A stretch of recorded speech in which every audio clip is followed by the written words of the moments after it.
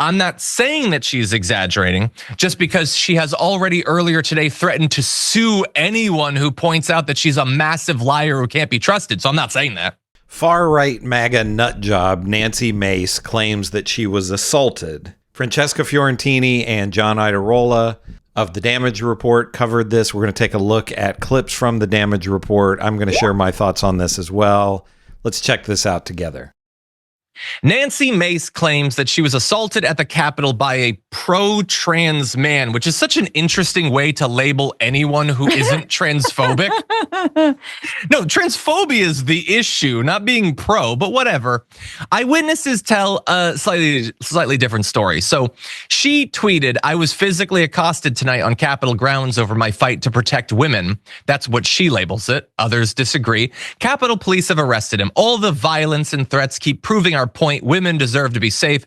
Your threats will not stop my fight for women. Hashtag hold the line. So there, in one fell swoop, she's describing what she thinks happened to her. And also she's keeping up her frenetic pace of never letting 5 seconds go by without tweeting about trans people. In any event, the US Capitol Police largely agree with her, probably because they got the story from her, saying the victim, Mace, offered their right hand to the individual to shake hands. The victim stated that the subject began to aggressively and in an exaggerated manner shake her arm up and down in a handshaking motion. The effect of the motion was described as her arm flailing for about 3 to 5 seconds. So I'm getting slight Michael Tracy, Maxine Waters vibes here. But anyway.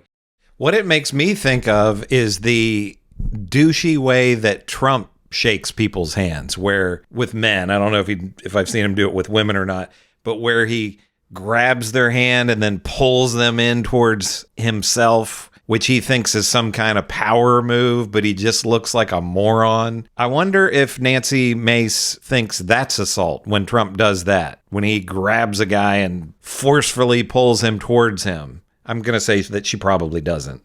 The man arrested was James McIntyre, a foster care advocate. This was an event for the Foster Youth Caucus.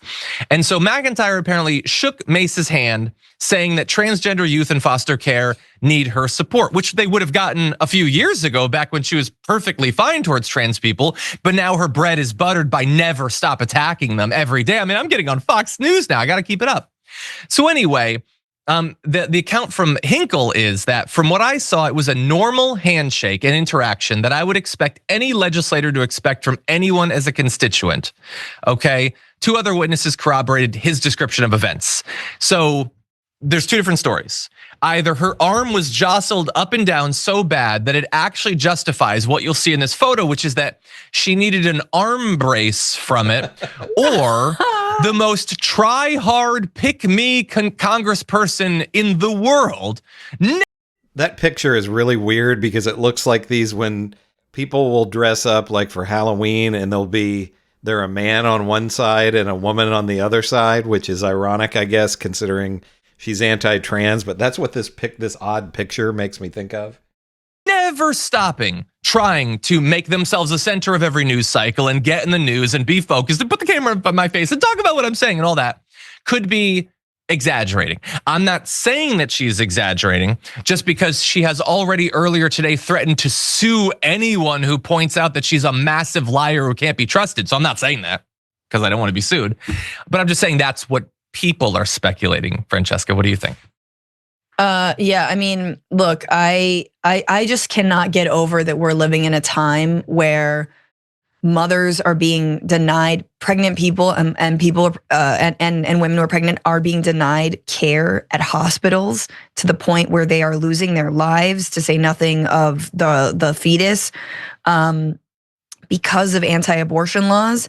We're at a time when South Carolina is considering abortion to be homicide, which would necessitate the death penalty, possibly in a state like South Carolina that has a death penalty for homicide for women who have abortions. And yet transphobes like Nancy Mace are saying we're protecting women because we're preventing trans people from using bathrooms. It's just like the dissonance is so loud and clear. And I just feel like, let's remember, for every time that they talk about trans people, what they are not talking about is how, and using women supposedly as a shield. They're not talking about how women are dying. And they are pulling the wool over our eyes, to say nothing of what they are doing to trans people. Francesca is totally right. It's not like they actually care about women's rights. It's performative. And Nancy Mace, I know there's so many to choose from, but she has to be really at the top of the list of performative politicians, performative members of Congress. Let me know in the comments what you think. Who is, if there's somebody worse than Nancy Mace, who is it? I mean, I know there are so many to choose from with the Republican Party and with MAGA. The other thing about this, and to me is one of the worst things of the Donald Trump MAGA era, I mean, again, so many bad things to choose from, but that all of these MAGA cretins have learned from Trump that there's no such thing as bad publicity. It's just do whatever you can to constantly be in the news cycle. Nancy Mace so desperately wanted to be assaulted, if she actually was, so that she could cry about it and go on TV and wear this arm sling and all of that. They have learned from Trump, their leader, their God King, that there's no thing that you can do now with our media culture that is too insane for you to not just be totally discredited. You know, Nancy Mace will still be able to go on CNN, and she'll probably go on some of the Sunday morning shows and all of that. Instead of the media just saying, you have absolutely no credibility. You are just a performative stooge, a MAGA performative stooge, and you have no credibility. But all of that is out the window. They can just do whatever goofy stunt or say whatever ridiculous, asinine thing they want to, and they're going to get on TV and they're going to be treated like they're legitimate by the media in this country.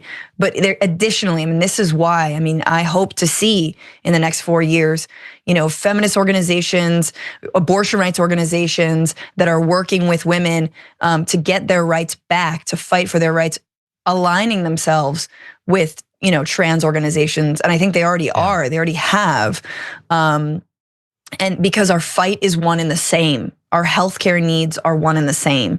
I mean, it's funny to say this, but like, you know who else gets impacted by not getting hormones? Menopausal women.